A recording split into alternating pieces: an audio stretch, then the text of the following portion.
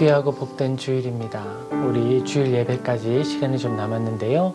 우리 이 시간 마음을 단정히 하고 하나님의 은혜를 기억하고 주님께 은혜를 구하며 기도하며 우리 주일 예배를 준비하겠습니다.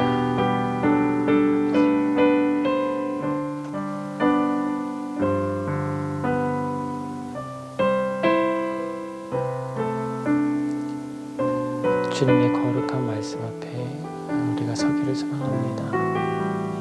한 주간에 우리의 삶을 주님께 올려드리고 우리의 연약한 삶을 주님께 고백합니다.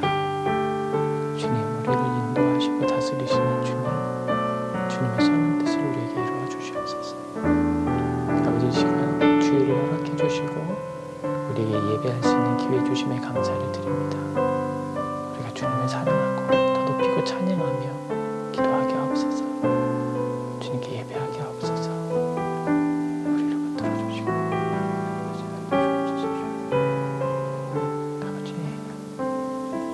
예배하는 모든 심령들 가운데 주님 만나 주시고 은혜 내려 주셔서 새로운 삶의 시작이 나타나게 하시고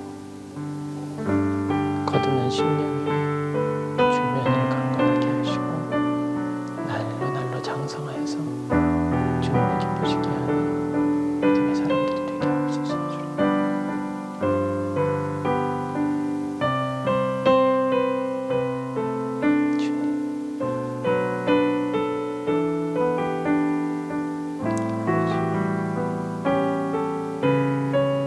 우리가 주님의 인도하심을 기다리고 있습니다. 우리가 주님의 뜻에 따라 보이고 보내주시는 곳에 가서 또 예배하고 주님 높이기를 원합니다. 우리의 삶을 다스려 주시고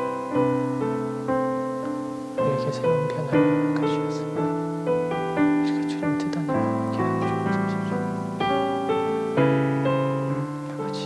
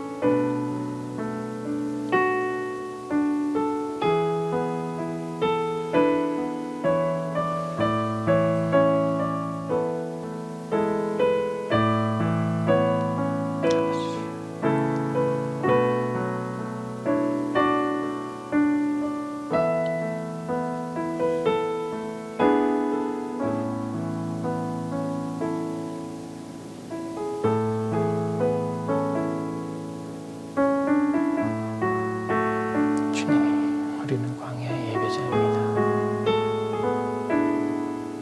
주님이 부르신 자리에서 예배해드립니다.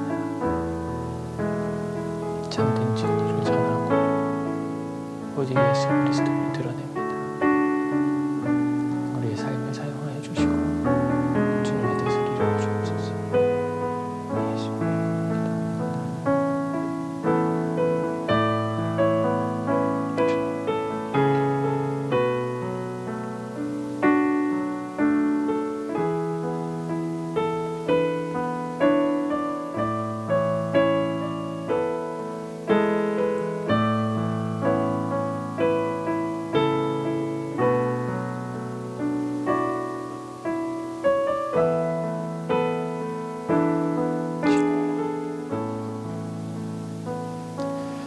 시간이 되었습니다. 우리 이제 하나님께로부터 받은 귀하고 복된 믿음, 우리의 신앙을 고백하며 예배로 나아가겠습니다. 나는 전능하신 아버지 하나님, 천지의 창조주를 믿습니다. 나는 그의 유일하신 아들, 우리 주 예수 그리스도를 믿습니다. 그는 성령으로 잉태되어 동정녀 마리아에게서 나시고 본디오 빌라도에게 고난을 받아 십자가에 못 박혀 죽으시고 장사된 지 사흘 만에 죽은 자 가운데서 다시 살아나셨으며 하늘에 오르시어 전능하신 하나님 우편에 앉아 계시다가 거기로부터 살아있는 자와 죽은 자를 심판하러 오십니다. 나는 성령을 믿으며 거룩한 공교회와 성도의 교제와 죄를 용서받는 것과 몸의 부활과 영생을 믿습니다. 아멘. 우리 같이 찬양할 텐데요. 나의 안에 거하라 같이 고백하겠습니다.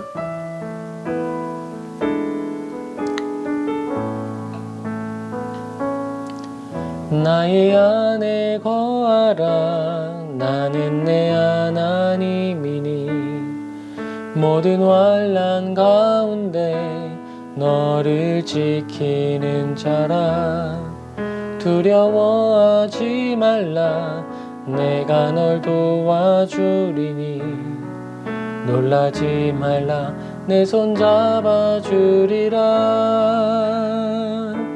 내가 너를 지명하여 불렀나니 너는 내 것이라 내 것이라 너의 하나님이라 내가 너를 보배롭고 존귀하게 여기노라 너를 사랑하는 내 여호와라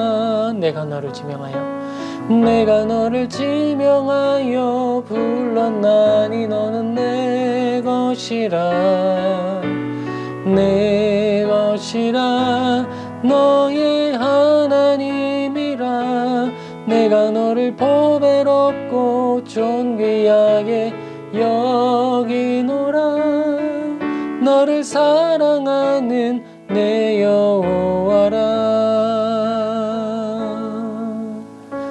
우리 이어서 우리 보좌 앞에 모였네 같이 고백하겠습니다.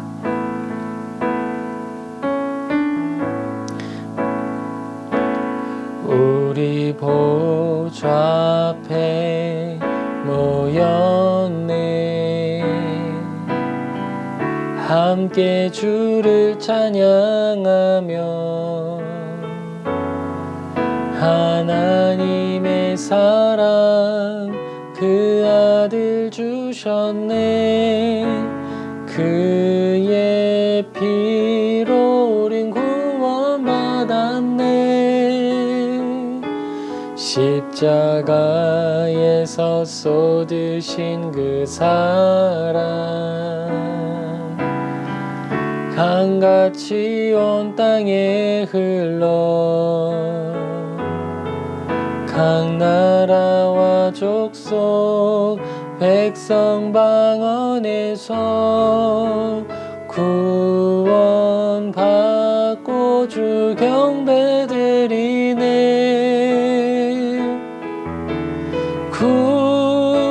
구원하심이 보좌에 앉으신 우리 하나님과 어린 양께 있도다 구원하심이 보좌에 앉으신 우리 하나님과 어린 양께 있도다 구원하심이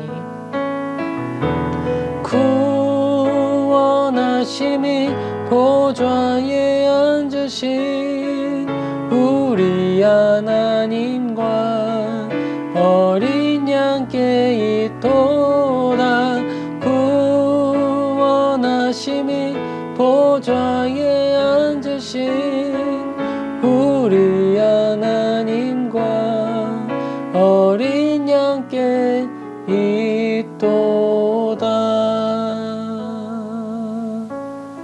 우리 시간 가사를 생각하며 기도하겠습니다. 하나님, 우리가 주님의 보좌 앞에서 주님의 은혜를 구합니다. 우리를 만나주시고 만져주시며 우리 안에 임재하사 주님의 그 큰 영광을 나타내 주소서라고 하나님 우리 만나달라고 같이 기도하며 나아가겠습니다. 아버지, 우리가 하나님의 은혜를 구하고 이 자리에 모였습니다. 아버지, 우리를 붙들어 주시고 우리 안에 주님의 그 선한 일을 온전히 이루어 주옵소서. 주님,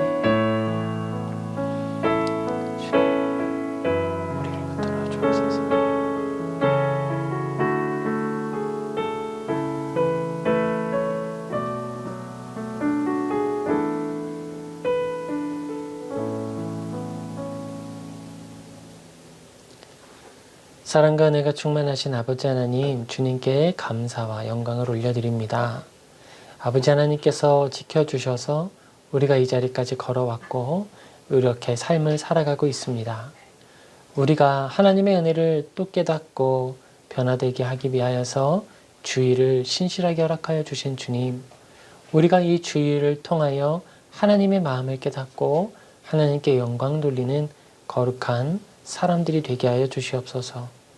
아버지 하나님, 우리가 이 시간 예배를 드립니다. 이 예배를 통해 들려주실 주님의 말씀을 사모하고 우리가 우리의 온 마음과 온 정성을 다하여 주님께 영광 돌리는 일을 나타낼 수 있도록 도와주시옵소서. 우리가 드리는 이 예배가 지금 이 순간에 드려지고 끝나는 것이 아니라 지금 이 주일의 예배는 시작이요 삶의 자리에서 예배가 계속되는 줄 믿습니다. 아버지, 우리가 이 설교를 통해 예배를 통해 우리의 삶에 해야 할 일과 또 할 말들을 분별하게 하시고 죄를 미워하게 하시고 삶에서 드려질 예배가 더 온전하게 드려질 수 있도록 교훈 얻고 힘을 얻는 은혜의 자리가 되게 하여 주시옵소서.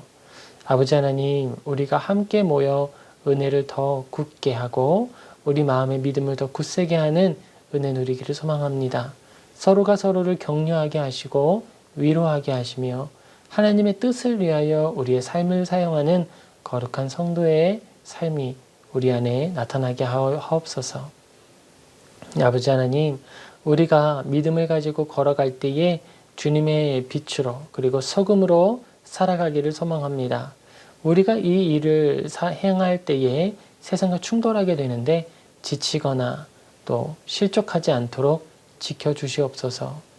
아버지 하나님, 각 처소에서 그리고 사방에서 주님이 모으신 자리에서 예배하는 수많은 교회들이 있습니다. 아버지, 우리 길 위의 교회도 그 여러 교회 중 하나로 주님의 몸된 교회로 각 사명을 완수할 수 있게 도와주시옵소서.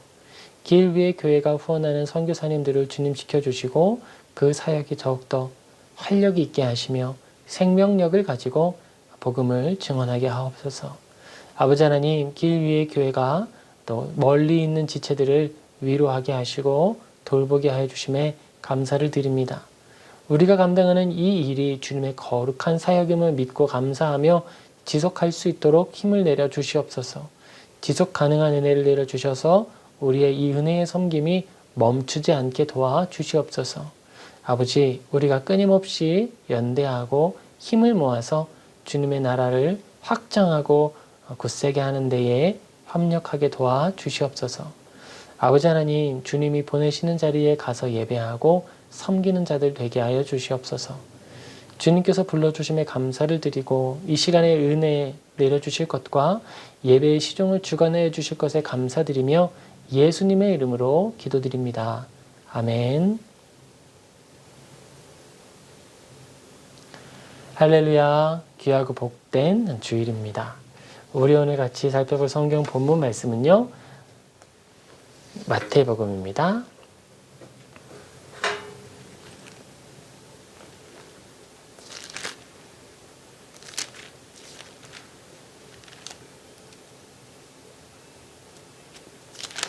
마태복음 5장 13절에서 16절 우리 같이 살펴보겠습니다.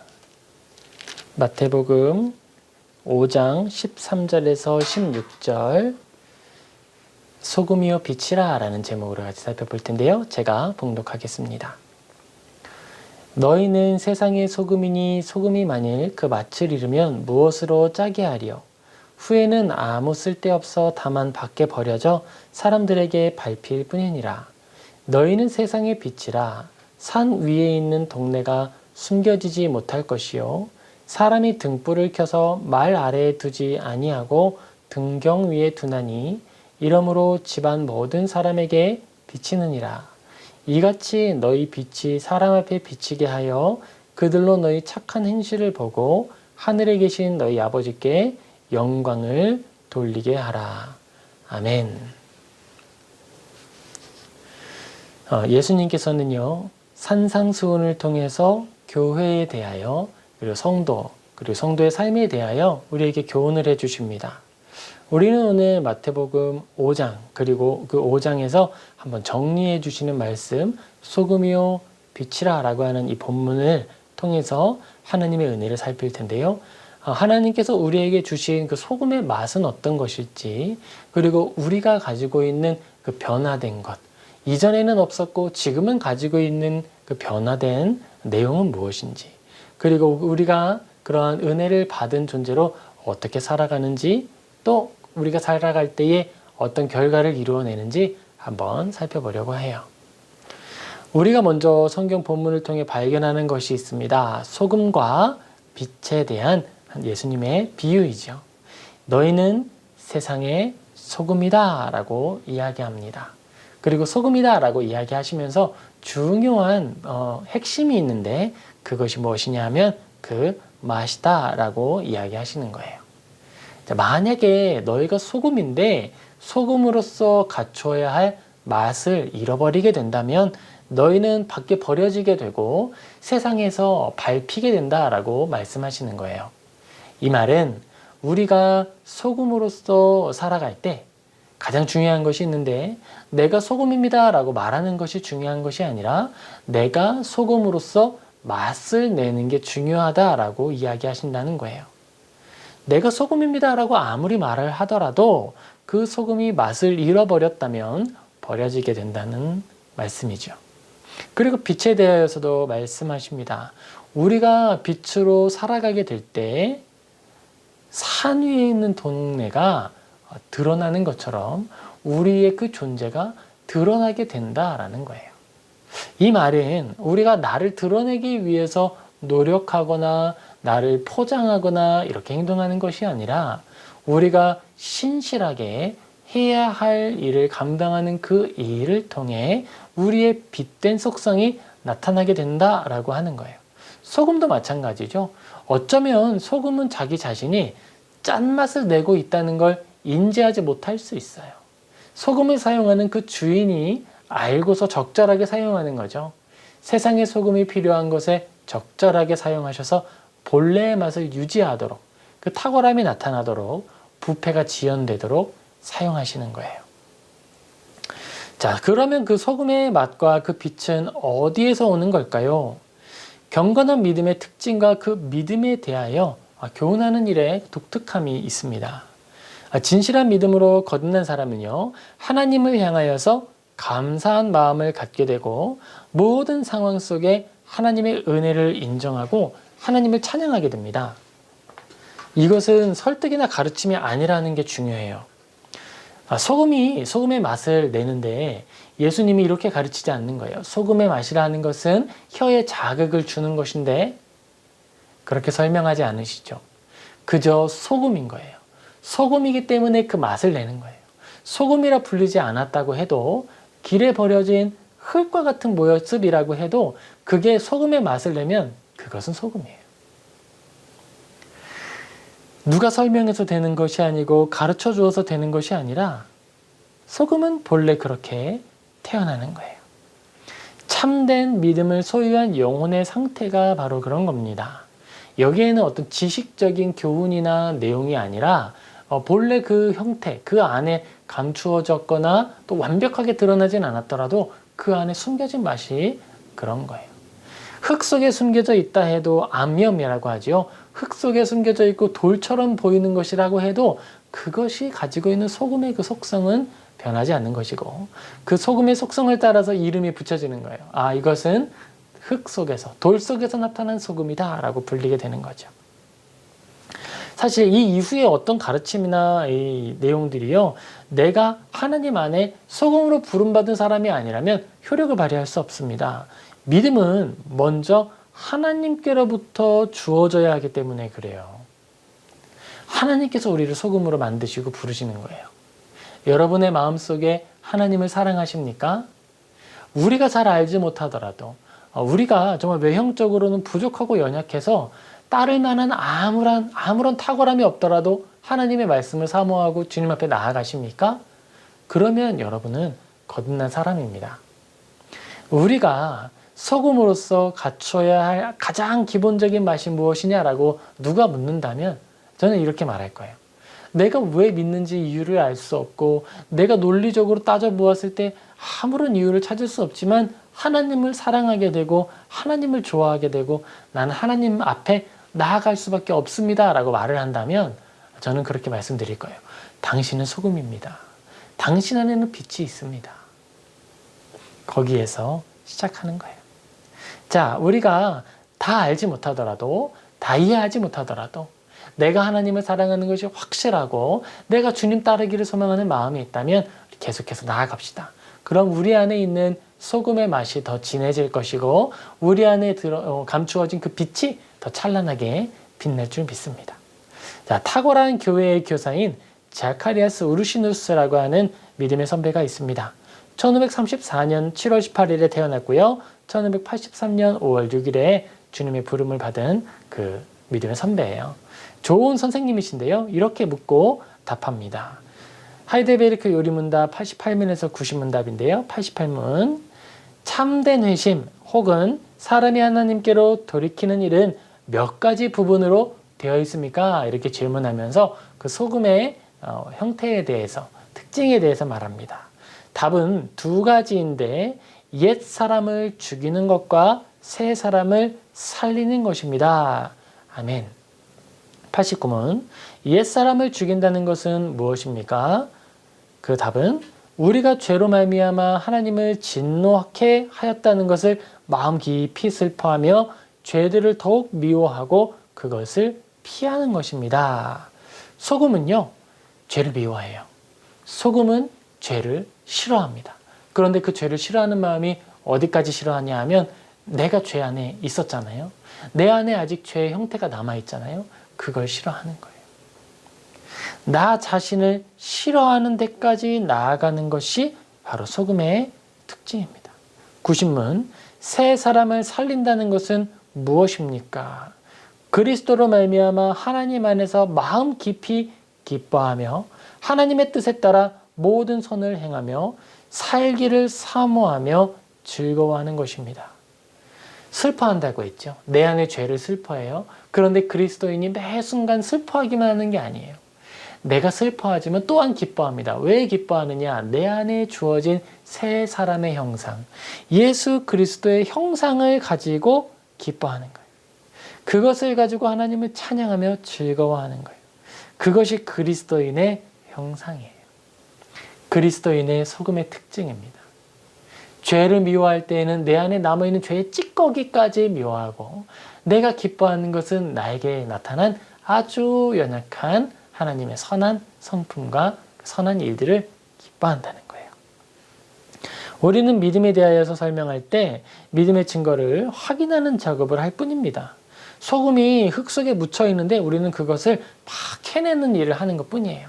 먼저 소금을 우리 안에 심어주시는 분은 하나님이신 거죠. 하나님께로부터 나타나기에 이 믿음이라는 것은요, 특징을 가지고 있는데요. 시대나 환경을 초월하여서 같은 맛과 같은 빛을 소유한다는 것입니다.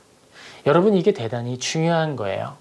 우리가 가지고 있는 이 믿음은요, 시대에 따라 변하거나 환경에 따라 변하는 것이 아니고 시대나 환경에 따라 다른 빛을 내는 것이 아닙니다.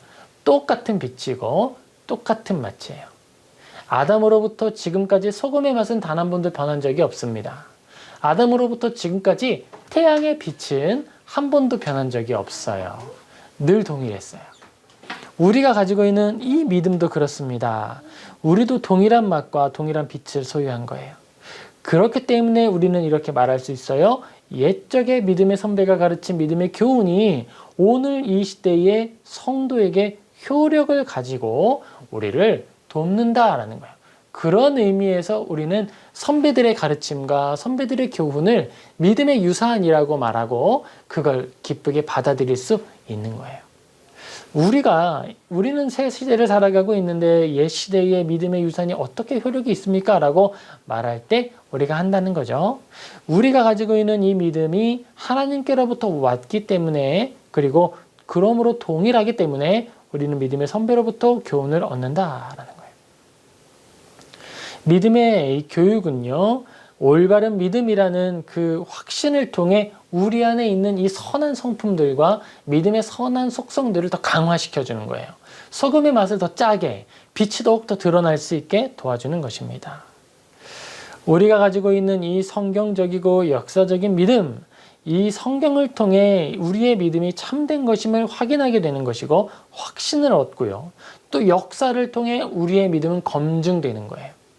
우리가 가지고 있는 이 믿음이 나는 믿음이 있는데 너하고는 스타일이 달라 라고 이렇게 표현하는 것이 아니라 우리의 하나님으로부터 받은 믿음이기 때문에 나의 믿음은 동등한 믿음이고 동일한 믿음이다 라고 계속 확인하고 확신을 받고 우리가 더 장성하여서 온전한 분량에 나아가게 되는 거예요.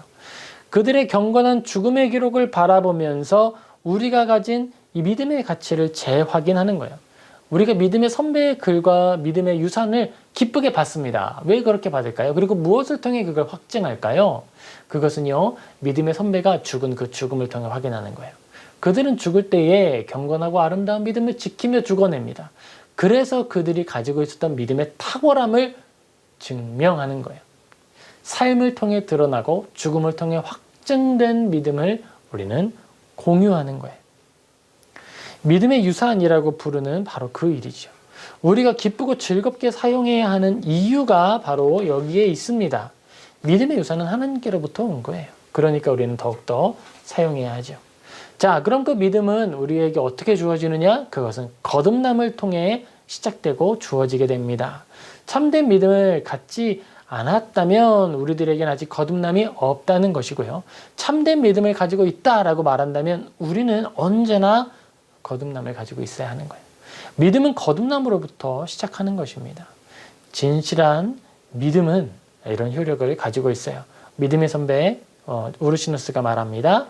회심의 효과는 다음과 같습니다. 첫 번째, 하나님과 이웃을 향한 참되고 열정적인 사랑을 가지게 합니다. 두 번째, 하나님의 모든 계명에 따라 예외 없이 하나님께 순종하고자 하는 진정한 갈망을 우리에게 줍니다. 세 번째, 모든 선행 혹은 새로운 순종구 자체를 우리에게 줍니다. 네 번째, 다른 사람들을 회심시켜 구원의 길로 인도하고자 하는 열심을 가지게 합니다. 라고 말해요. 자, 우리가 가지게 되는 이 믿음의 효과, 특별히 네 번째는요, 말하죠. 다른 사람들을 회심의 길로 인도하고자 하는 열심을 갖는다라고 말하는데 왜 이런 열심을 가지게 될까요? 그 원동력은 뭘까요? 우리가 여기서 좀 오해하지 않아야 하는데요. 우리가 가진 믿음이 우월하고 갖지 않는 것은 열등한 것이기 때문에 우리가 어떤 얘다 가져라 라고 하는 방식으로 주는 것이 결코 아님을 기억하셔야 해요. 우리가 복음을 전파하고 복음의 길로 그들을 인도하고자 하는 열심을 갖게 되는 것은요, 다른 사람을 나보다 더 탁월한 존재로 여기는 마음으로부터 오는 거예요. 나보다 남을 더 높이 여기는 그 마음이 우리에게 복음 전파의 열망을 갖게 합니다. 왜냐하면 나는 죄인이고 괴수잖아요. 내가 죄인이고 괴수인데 하나님의 은혜를 받았단 말이에요. 그런데 나보다 더 탁월한 저 믿음을, 나보다 더 탁월한 저 사람이 이 믿음을 가지게 된다면 얼마나 더 큰 일을 할 수 있겠어요. 제가 다른 사람들을 믿음으로 인도하고 또 가르치고 연약하게나마 전파하고 이 일을 감당할 때에 드는 열정이 이겁니다. 저는 정말 연약한 사람이거든요. 그런데 저와 같이 연약한 사람도 믿음 안에서 주님을 따라 걸어갈 때 이렇게 큰 기쁨과 영광을 누리고 감사를 표현한다면 저보다 더 탁월한 많은 사람들이 주님을 만나게 됐을 때 드러날 하나님의 영광과 그 큰 기쁨은 얼마나 더 탁월하겠습니까? 그러니까 저는 전할 수밖에 없는 거예요.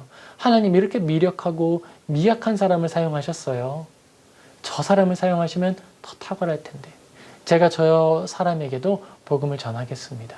주님, 저보다 더 효력 있게 탁월하게 저 사람을 사용해 주세요. 이런 고백으로 복음을 전하고 또 믿음으로 그분을 양육하려기 위하여서 인도하기 위하여서 함께 동역하고 그렇게 하는 거죠. 내가 더 나아서나 높아서가 아니라 주님이 나같이 낮은 자에게 은혜 주심에 감사하기 때문에 우리가 행하는 거예요. 자, 이것을 정리하면 거듭남의 열매는 하나님을 향한 모든 경건의 의무를 기쁘게 받아들이는 것이다 라고 표현할 수 있는 겁니다.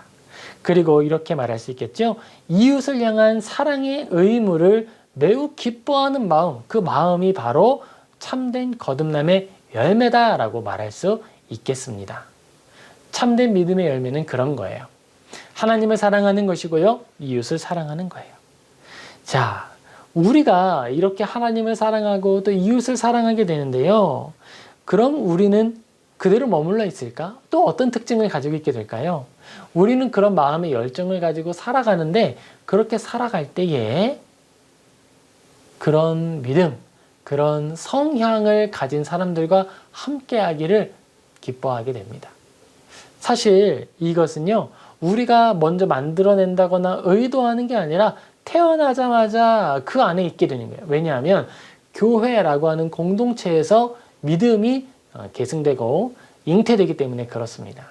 하나님께서는 교회라는 기관을 마치 부부 안에 생명이 태어나는 것과 같이 교회라는 기관을 통해 영적인 생명이 탄생하도록 만드시고 그렇게 활용하세요. 그래서 우리는 딱 정신을 차리고 회심했을 때, 거듭났을 때 이미 교회 안에 속하게 되는 거예요. 교회 밖에서 회심은 없습니다. 교회 안에서 태어나는 거예요. 그러면 그렇게 새롭게 태어난 이들을 교회의 지체들은 사랑하고 돌보고 또 이끌어주게 되는 거예요. 왜죠? 그 영혼이 나보다 더 탁월하다라고 하는 고백이 그들 모두에게 있으니까요. 그러니까 새로 태어난 영혼은요, 기쁜 거예요. 모든 지체가 나를 사랑하여 주고 모든 지체가 나를 돌보아 주니까 그 지체들은 나를 열등히 여기는 것이 아니라 나를 존귀히 여기면서 돌봐주는 거예요. 그 안에서 우리는 믿음을 확인하고 또 성장하게 됩니다. 거듭나는 사람들은 연대하고 연합할 수밖에 없는 거예요. 가족 안에 생명이 잉태되면 어떻게 되죠? 가족이 확장되죠. 그처럼 교회도 생명이 잉태됨으로써 확장되는 거예요. 교회가 다른 사람들을 이끌어오고 붙들어 와서 확장하는 것이 아니라 새로운 생명을 섬김으로써 잉태해서 확장되는 거예요. 교회는 전도할 수밖에 없고요. 교회는 섬길 수밖에 없어요. 그것은 교회 안에 있는 생명의 원리, 교회에 허락하신 생명의 그 생명력 때문에 그렇습니다. 마태복음 5장 3절입니다. 믿음을 가지고 사는 사람들의 마음의 상태이죠. 심령이 가난한 자는 복이 있나니 천국이 그들의 것임이요 라고 말합니다. 왜 이렇게 말을 하느냐? 믿음으로 새롭게 함을 따라 새로운 성향을 가지게 된 사람들은요, 세상과는 다르게 살아가기 때문에 그래요. 세상과 충돌하게 돼요. 나는 정의를 사랑하고 공의로움을 사랑하는데 세상은 그렇지 않습니다. 세상은 우리와 충돌합니다. 세상은 우리와 충돌해서요, 다른 삶을 살아가게 하는 거예요. 세상은 우리와 충돌합니다. 그래서 우리가 가지고 있는 맛, 우리가 가지고 있는 빛, 그것들을 옥죄려고 하고 흐리게 만들려고 해요. 고통스럽죠. 애통하게 됩니다. 거듭난 사람들은 어떤 것을 가지고 있다고 했죠? 죄를 미워하게 된다고 했어요. 죄를 미워하는데 내 안에 남아있는 죄의 찌꺼기들까지 미워한다고 했어요. 그런데 죄가 우리에게 요구합니다. 네가 세상에 살아가기 위해서는 여기에서 타협을 해야 된다. 이 지점에서는 너는 더 이상의 맛을 낼 수 없다. 이 지점에서 너는 더 이상 빛을 발해서는 안 된다라고 말하는 거예요. 그때 우리들의 마음은 죄를 미워하기 때문에 애통해하게 됩니다. 나는 어떻게 해야 하는가? 나는 어떻게 살아가야 하지? 고민하게 되죠. 그때 교회가 그들과 함께하는 거예요. 심령이 가난한 자는 복이 있나니 천국이 그들의 것이니요. 교회는, 그리고 믿음에 거듭난 사람은 하나의 특징을 가지게 되는데 하나님의 통치 아래 머물기를 기뻐한다는 특징을 가지게 됩니다. 우리가 교회를 어떻게 부르냐 하면요, 그리스도의 몸된 교회라 부릅니다. 그럼 그 교회의 가장 드러난 특징이 무엇일까요? 그것은 우리가 예수 그리스도의 통치를 받는다는 거예요.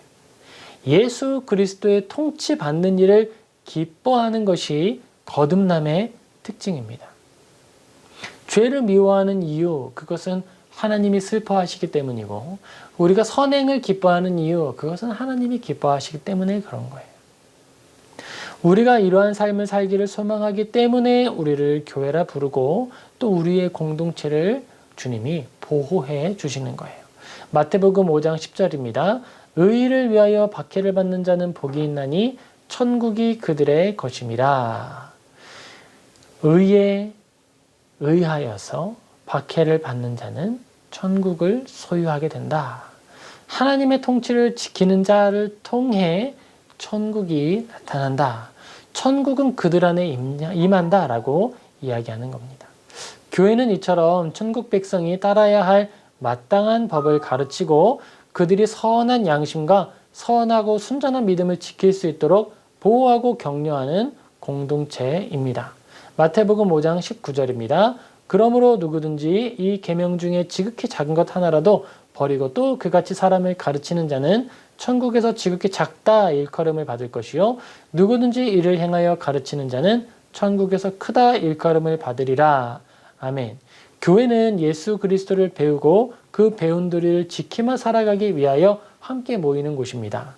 교회는 어디에 모이느냐 하는 문제가 아니라 얼마나 많은 사람들이 모이느냐 그런 것이 중요한 것이 아니라 어떤 사람들이 모여서 무엇을 하느냐 이것이 중요한 문제가 된다는 것이죠. 자, 이 땅을 살아가는 성도의 모습이 있습니다. 이 땅을 살아가는 동안에 성도의 모습은요, 연약함을 함께 가지고 있습니다. 왜죠? 먼저는 세상이 하나님의 법을 거절하기 때문에 그래요. 두 번째는 성도가 이 땅을 살아가는 동안에 죄에 이끌려 그 유혹에 미혹되기 때문에 그렇습니다. 우리는 분명히 회심했어요. 거듭났어요. 거듭난 우리들은요, 단번에 하늘로 들려 올라가는 것이 아닙니다. 거듭난 우리들은 우리의 육체가 하나님의 부름을 받는 그 순간까지 이 땅 가운데 머물러 있는 거예요. 이 땅 가운데 머물러서 빛과 소금의 사명을 감당하는 거예요. 이 땅에 머물러서 소금이 그 맛을 계속 드러내는데 세상은 늘 싱거워요. 세상은 늘 우리를 희석하게 만들어요. 우리가 열심히 짠맛을 내도 세상 안에서 영향력이 없는 것 같아 보여요. 세상이 우리를 덮어 써서 내가 본래 가지고 있었던 믿음의 짠맛이 정말 거의 느껴지지 않는 것 같이 느껴져요. 그래서 우리의 마음은 애통합니다. 이러한 상태, 나는 빛을 열심히 드러내는데 양초와 같아서 내가 나타내는 빛의 그 영향력이 그리 크지 않는 것처럼 보이는 거예요. 나는 분명히 대단한 큰 은혜를 받았고 대단히 큰 은혜를 받았고 놀라운 하나님의 은혜를 누리고 있는데 그리고 그 은혜를 지켜내기 위하여서 나의 생명을 소모하여 빛을 드러내고 있는데 영향력이 작은 것 같아 보이는 거예요. 미련해 보이는 거예요. 세상에 대하여서 망한 것 같이 보이는 거예요. 그런 상태에서 우리는 마태복음 5장에 나타난 이 고백을 그리고 이 복 있는 사람들의 형태를 가지게 됩니다. 심령이 가난한 자는 복이 있나니 애통하는 자는 복이 있나니 온유한 자는 복이 있나니 의에 줄이고 목마른 자는 복이 있나니 긍휼히 여기는 자는 복이 있나니 마음이 청결한 자는 복이 있나니 화평하게 하는 자는 복이 있나니 의를 위하여 박해받는 자는 복이 있나니. 아멘. 여러분, 우리가 하나님의 통치를 받을 때 바로 복 있는 사람이 되는 거예요. 우리가 하나님의 통치 아래 머물러 있을 때 우리 안에 이 마태복음 5장의 팔복이 해석되는 거예요. 이게 우리에게 적용되는 거예요. 하나님은 우리 안에 빛이 드러나는 방식으로 세상과 충돌하는 걸 사용하시는 거예요. 소금이 맛을 드러내는 방식으로 세상 속에서 우리가 녹아지는 방법을 사용하시는 거예요. 그것이 소금의 삶이고 빛을 드러낸 사람들의 삶입니다. 그런데 그 사람들이 살아가는 삶은요, 연약해요.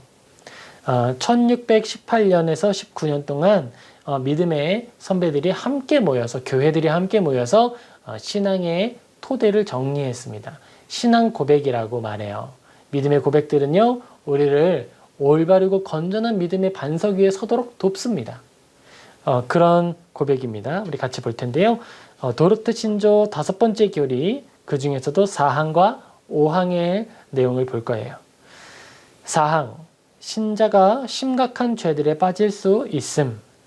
참신자를 은혜의 상태에 굳게 하고 지키시는 하나님의 능력의 지극히 크심을 육신이 이기지 못하지만 이 말은 하나님이 우리를 지키시면 우리는 그 뜻에 따르게 된다라는 거죠. 그런데 회심한 사람들이 늘 그렇게 하나님의 인도하심을 받고 감동함을 입어 죄를 짓지 않는 것은 아니다. 죄와 싸워 이기는 그 일이, 죄와 싸워서 승리하는 그 일이 늘 성공적이진 않다는 거예요. 때로 우리는 그러므로 우리는 시험에 들지 않도록 쉬지 말고 깨어서 기도해야 한다. 이를 행하지 않으면 우리들은 육신과 세상에서 사탄의 유혹을 받아 심각하고 끔찍한 죄를 범할 수 있을 뿐만 아니라 때때로 하나님의 의로우신 허락하심에 의해 죄에 이끌리게 된다. 성경에 기록된 다윗, 베드로, 그리고 다른 성도들의 슬픈 실족이 이것을 보여준다. 이렇게 이야기합니다. 그리고 5항입니다. 심각한 죄들의 효과. 더욱이 그런 큰 죄들은 하나님을 매우 크게 불쾌하게 하며 죽음의 죄책감을 지며 성령님을 근심하게 하고 믿음의 발휘를 한동안 가로막고 그들의 양심을 심히 상하게 하며 때로 하나님의 은혜를 한동안 느끼지 못하게 하는데 이것은 그들이 간절한 회개로 바른 길로 돌아가고 하나님께서 다시 그 아버지 같으신 얼굴을 그들에게 비추실 때까지이다. 이렇게 말합니다. 우리가 살아내는 실제적인 삶은요, 연약할 수 있다는 거죠. 부족할 수 있다는 겁니다. 여러분, 교회에 속한 우리들이 이 부분을 잘 기억해야 돼요. 교회에 속한 지체들이 하나님의 형상을 닮아 있고 하나님의 은혜를 받은 존재임은 분명하지만 때때로 연약할 수 있습니다. 우리가 교회로 모였는데 이렇게 말할 수 있죠. 교회가 왜 이래? 교회가 왜 이렇게 연약해? 교회라고 하는 사람들은 난 정말 못 견디겠어. 이렇게 말할 수 있고 실제로 그렇게 말할 수밖에 없는 사건들이 나타날 수 있다는 거예요. 그럼에도 불구하고 우리는 교회로 모이기를 포기하지 않아야 합니다. 바로 그 부분을 말하기 위해서 이 믿음의 선배들이 이 이야기를 하는 거예요.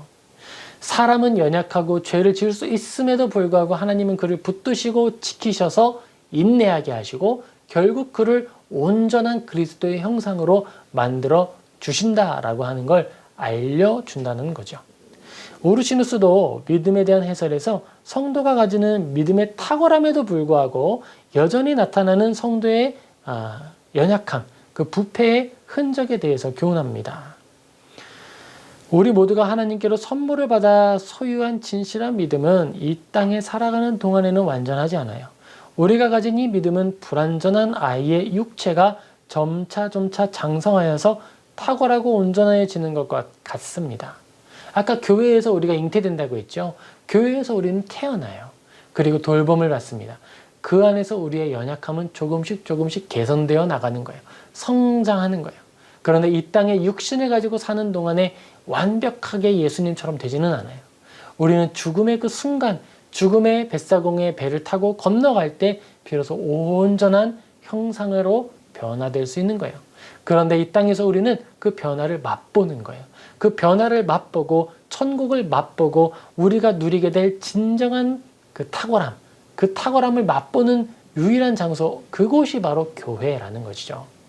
교회의 탁월함과 교회의 영광은 교회가 죄 없는 사람만 모이기 때문에 영광스러운 것이 아니라 그 안에 하나님께서 우리에게 주실 참된 변화, 참된 거룩함의 흔적들이 있기 때문에 교회가 탁월한 거예요. 고린도전서 13장 11절에서 13절, 특별히 11절, 12절에서는요. 우리가 가지고 있는 믿음에 대하여서 그 특징을 설명합니다. 내가 어렸을 때에는 말하는 것이 어린아이와 같고 깨닫는 것이 어린아이와 같고 생각하는 것이 어린아이와 같다가 장성한 사람이 되어서는 어린아이의 일을 버렸노라.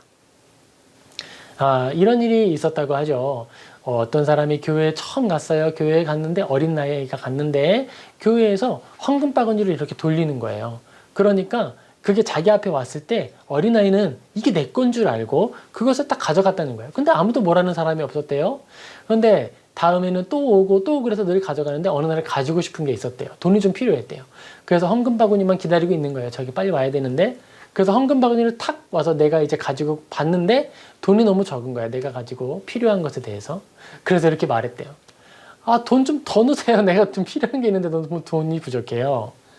어린아이와 같은 행동이죠. 그런데 그것이 언제나 그런 행동이 반복되는 것이 아니라 믿음이 성장하고 그 안에서 배움을 얻음으로써 이제 내가 교회의 회원이 되어서 어떤 역할을 하게 되는지, 교회는 무엇인지, 왜 우리가 교회로 모여야 하는지 알게 된다는 거예요.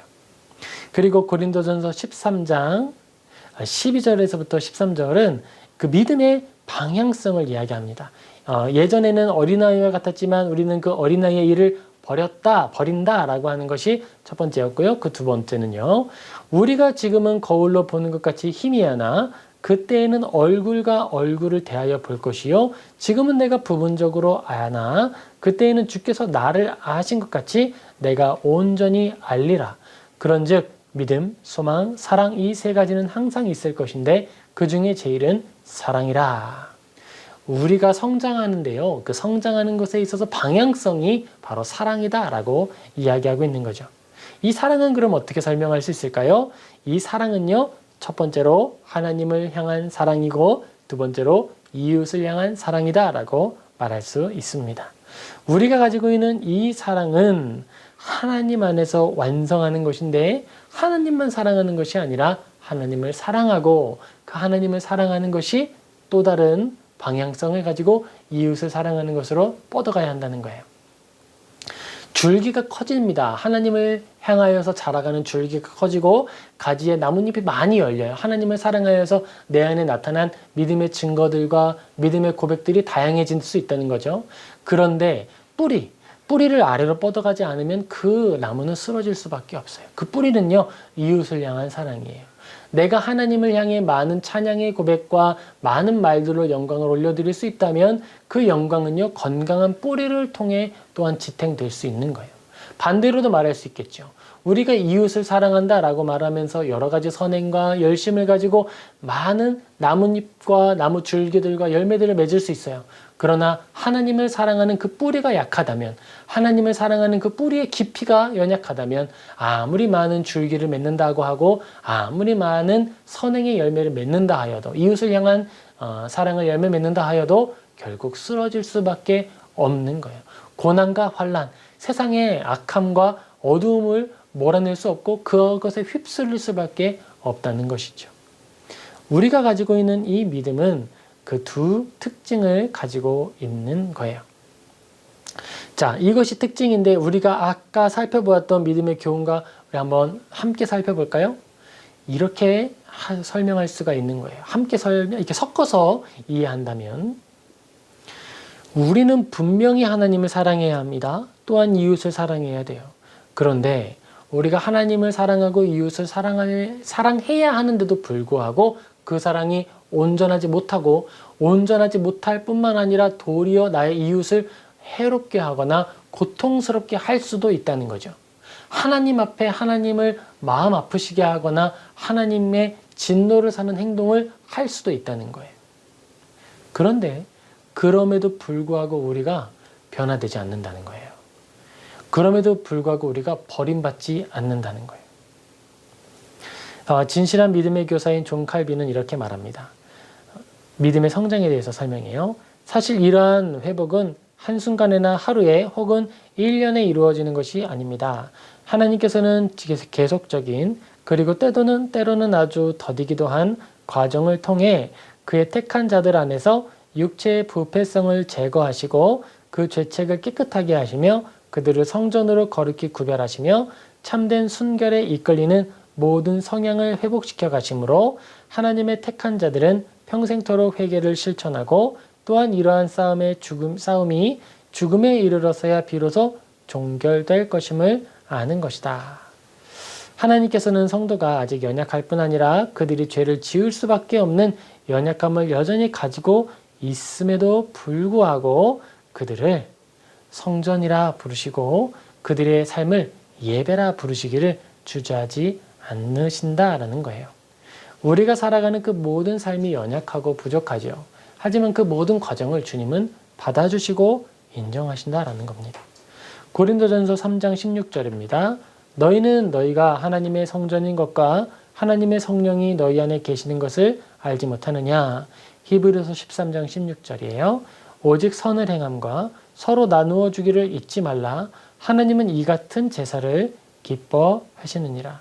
우리가 살아내는 삶이 완벽하지 않음에도 불구하고 우리에게 선을 행하는 일에 대하여서 멈추지 말라고 격려하고 있습니다. 그것은 우리가 드리는 그 연약한 삶이 하나님께 드려지는 제사이기 때문에 그렇다라는 거예요.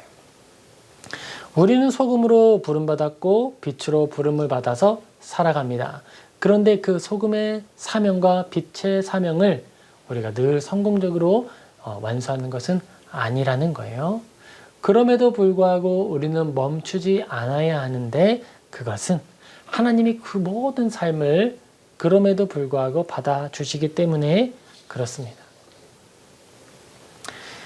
우리는 하나님께서 부르신 그 모양을 따라 살아가는 거예요. 우리가 가지고 있는 그 소금의 맛이 때로는 싱거울 정도로 싱거워서 맛이 거의 느껴지지 않을 수도 있습니다. 마태복음 5장 13절이죠. 너희는 세상의 소금이니 소금이 만일 그 맛을 잃으면 무엇으로 짜게 하리요. 후에는 아무 쓸모가 없어서 다만 밖에 버려져 사람에게 밟힐 뿐이니라. 우리는 우리가 가진 소금의 맛이 완전히 소멸되지 않도록 우리가 죽음 믿음을 가져서 믿음의 성장에 멈추는 일이 없도록 계속해서 경계해야 합니다. 연약한 지체들이 완벽하지 않기 때문에 서로 상처 주는 일이 있음에도 불구하고 우리가 서로 함께 모이기를 힘쓰고 배우기를 힘쓰고 역사적이고 성경적인 믿음 안에 머물기를 힘써야 하는 이유가 여기에 있는 거예요. 우리는 하나님께 공동체로 부름을 받았습니다. 교회에서부터 잉태되어서 소금의 사명을 가지고 나아가는 거예요. 우리는요, 흙 속에 묻혀있는, 돌 속에 숨어져 있는 소금과 같습니다. 우리의 겉을 둘러싸고 있는 수많은 돌덩이들이 있어요. 그래서 우리는 말씀으로, 성령의 검으로 우리를 찔러 쪼개는 은혜를 받아서 계속해서 나의 죄의 껍질을 벗겨내야 합니다. 또 우리는 교회 안에 모여서 서로 공동체를 이룸으로 서로 충돌하죠. 그 충돌함을 통해 내 안에 감추어진 빛된 모습을 더 드러내는 것이에요. 교회는 서로 다른 성숙의 정도를 가진 사람들이 모이게 됩니다. 서로 경제적인 환경이나 상황들이 다 다른 사람들이 모이게 되어 있어요. 그리고 그들은 그런 다양성을 통해 그들이 함께 어우러지는 일들을 통해 성령의 거룩한 열매를 맺어갑니다. 그것이 은혜를 받은 사람들이 누릴 하나님의 은혜입니다. 우리는 하나님 안에서 나는 완전해, 나는 완벽해. 그런 방식으로 은혜를 누리고 은혜를 드러내는 것이 아니라 우리가 함께 모여서 은혜를 누리고 나누며 살아가게 된다는 거예요. 사도들은 이렇게 말합니다. 갈라디아서 5장 22절에서 26절에 성령의 열매를 이야기하고 그 마지막에 이렇게 말하는 거예요.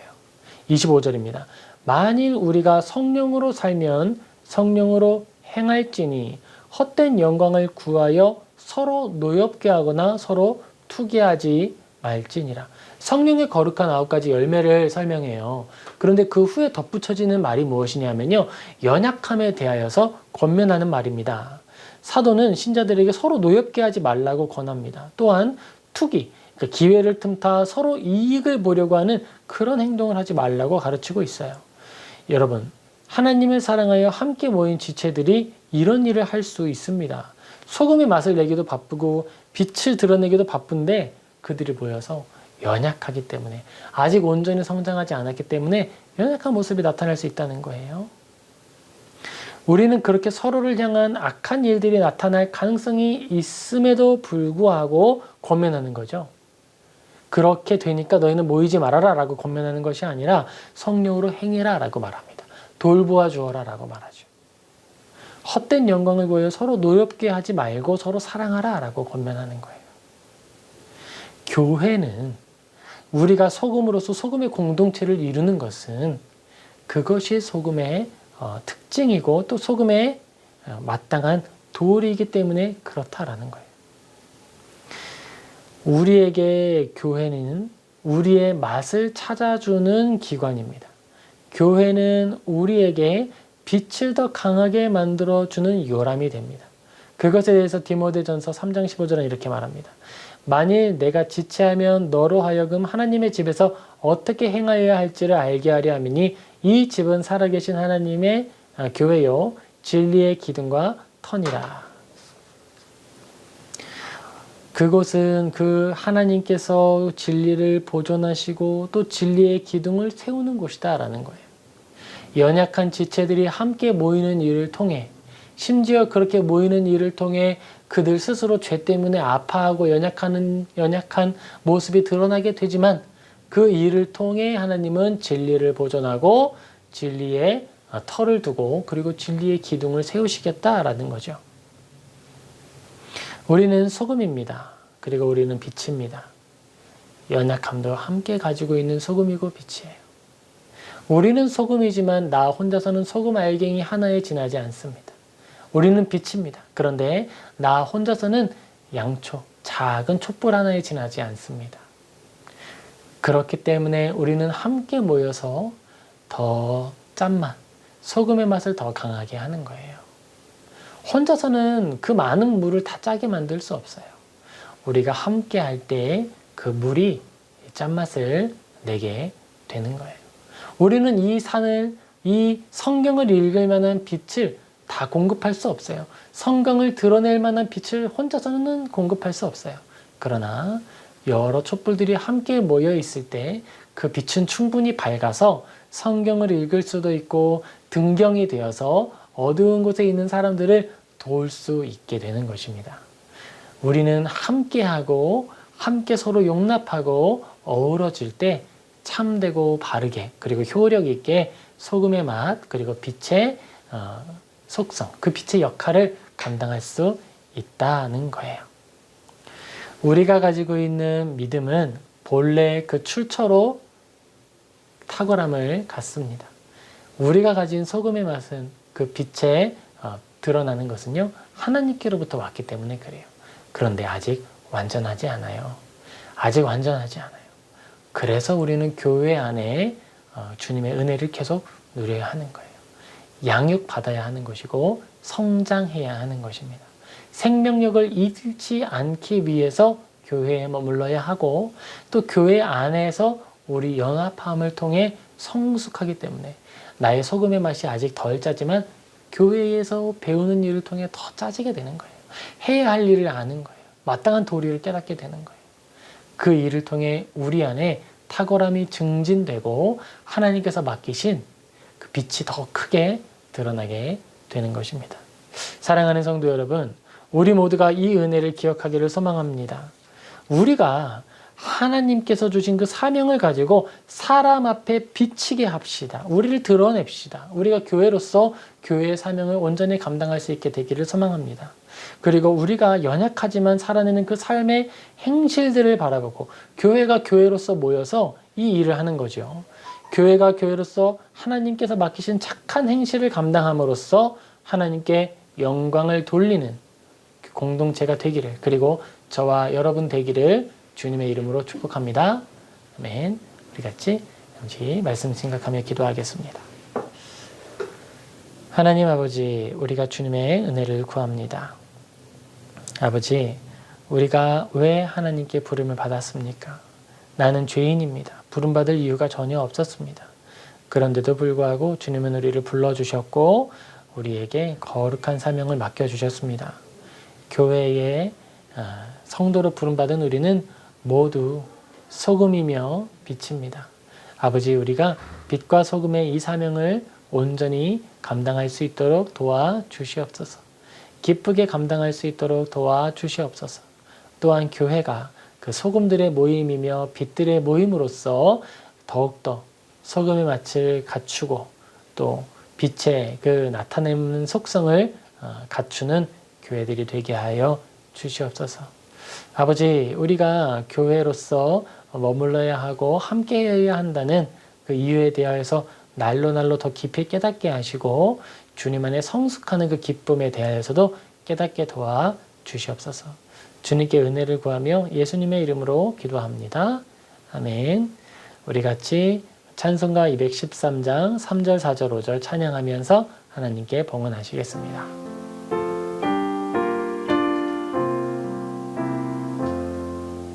나의 음성 들으니 주여 받아주셔서 주의 진리 말씀만 전파하게 하소서. 나의 보화 드리니 주여 받아주셔서 하늘나라 위하여 주 뜻대로 쓰소서. 나의 시간 드리니 주여 받아주셔서 평생토록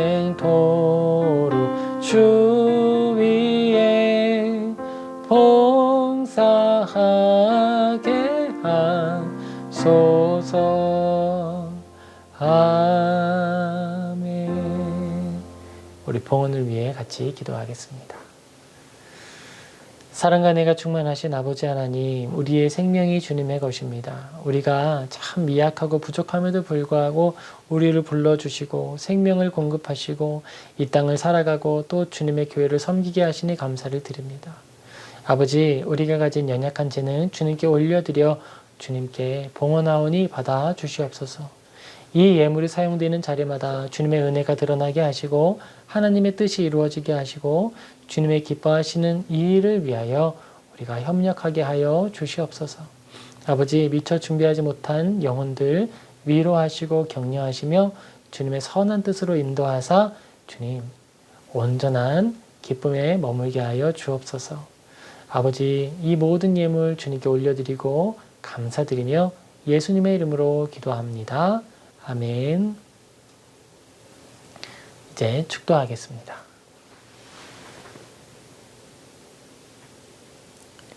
이제는 주 예수 그리스도의 은혜와 하나님의 사랑과 성령의 교통하심이 이제 하나님의 성도로 부름을 받아 빛과 소금의 사명을 감당하기를 다짐하는 모든 성도들의 머리 위에 이제로부터 영원토록 항상 함께 있을지어다. 아멘.